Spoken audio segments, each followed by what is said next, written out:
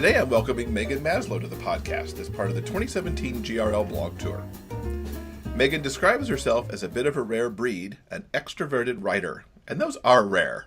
I absolutely agree. Oh my God. If she gets writer's block or starts to go a little stir-crazy, she'll head out to a coffee shop, a restaurant, a friend's place, anywhere to fill up on her need for human contact. She says it helps that she spends a lot of time with the voices in her head, and some of them are really quite opinionated.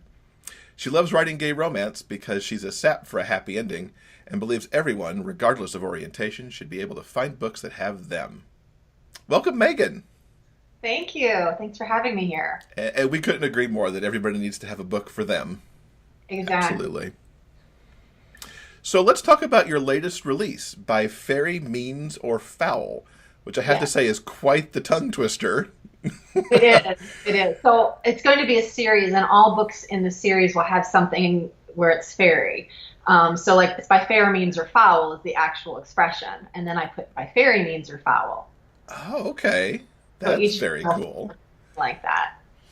Now that just came out at the end of September. Tell us about the book and where its idea came from. So this is actually kind of, it's funny that it's happened because it was the day after the election. In all honesty, I had been working, so I have another pen name where I write mystery under, and I had been working on a very dark piece. And the election happened, and I was so bummed out afterwards, and I just couldn't go to that dark place to keep working on this piece. And this idea popped into my head. And in my family, like, we are all about camp. We're all about humor. You know, my parents took me to Rocky Horror for my first time. Like, you know, like, it's the kind of family we are. That's and so awesome. It is awesome, but I default to humor and camp. And so this idea just popped in my head, and I literally just shut one document, opened it up, and just started going to see what happens, because I'm a bit of a pantser anyway, and it just poured out of me. So it was just such a pleasure. It was one of those books that you just, you know, from the way, you know, from the moment you start to the moment you end, you're just having such a good time with it. That's awesome. What's it about? So it is actually, it's kind of this weird mishmash because it's not urban fantasy. It's technically fantasy, but it has an urban fantasy feel to it because it's about a private detective who's a half dragon, half fairy, and do not ask how that happened. In a realm where you really don't have these half-breeds. It's actually a very hierarchical, there's lots of bureaucracy. You know, I live outside of DC, so it's sort of, you know, it comes naturally to talk about bureaucracy. And he's this guy who doesn't fit in anywhere, and he just wants to be his own person, essentially. And he just never fits anywhere. And he ends up tasked to find this unicorn horn for this depraved unicorn. And the unicorn trades in one of his servants in order as his down payment, who happens to be a human. And you don't see a lot of humans in this realm, and especially not human males, because they're not magical. And to be in a non-magical creature in a magical realm is very dangerous. And so he considers himself this kind of creature who's no compassion, doesn't get attached, doesn't all this. But actually, he's a big sucker. You know, he's a softie. He ends up gathering people around him. He doesn't want to, and yet it happens. And it's, you know, it's done with humor, but it also has some darker themes to it. It's not all completely light, but it definitely uses humor to diffuse some of the darkness. And where do you see the series going? So I have the first 5 books more or less in my head. The second one that I'm working on now, I have it, funny enough, the least in my head. But each series is going to, mostly it'll be those two and on different cases that they have. And, you know, there's a whole bunch of things that happen in this relationship that should hopefully keep it interesting for people. But there's also side characters that will eventually have their romances as well. And I don't want to give too much away about the side creatures because sure, yeah. You know, yeah, it's kind of a joy, I think, to get there and be like, oh my gosh, how are they ending up with this person? But yeah, so I see it definitely being several books in the series, and we'll see how it goes. Fantastic. Now, we are just a couple of weeks away from GRL. Yay! What do you love so much about that conference? The people. I mean, there's just no question. You know, I like the panels. I like I love the fact that each year it switches locations, so I always get to go someplace new. But really, it's the people. There's just it's such a good crowd, you know. It really is. It's seeing old friends, you know, and some of it's just sad because, like, for example, Wade Kelly doesn't live very far from me. We see each other at conferences. We don't drive the hour to see each other very often, you know.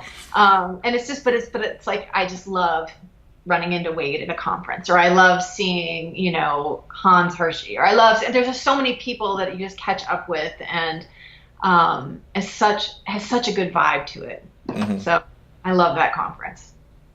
And what are you looking forward to specifically in Denver this year? Mostly, again, seeing people. I'm going to go a little bit early, and I'm going to tour some of Denver with friends. I've been before, so it's not completely new to me.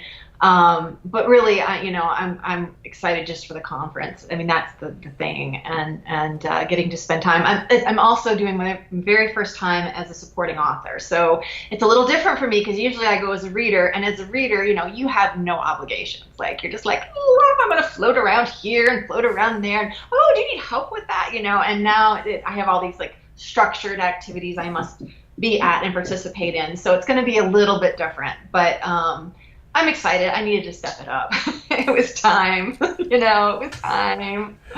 And at least you've been there as a reader, so you know kind of at least the basic ideas of what to expect now that you've bumped up into the author ranks. Exactly. So it's time. Any particular piece of the author stuff you're looking forward to trying out for the first time? I think it'll be fun to do author lounges. Again, I'm an extrovert, so I get really pumped getting to meet new people all the time. And so it's great because the author lounges, they actually come to you, you know, and usually being the extrovert, I'm seeing everyone like people in corners and against walls. So I'm always going over and be like, hi, you know, and introducing myself. But this time I actually get to sit there and other people can come introduce themselves. So that's kind of exciting. So that'll be really fun. And then also, I'm really looking forward to the audiobook narrators panel. So that I think is going to be amazing. I'm glad they included it this year.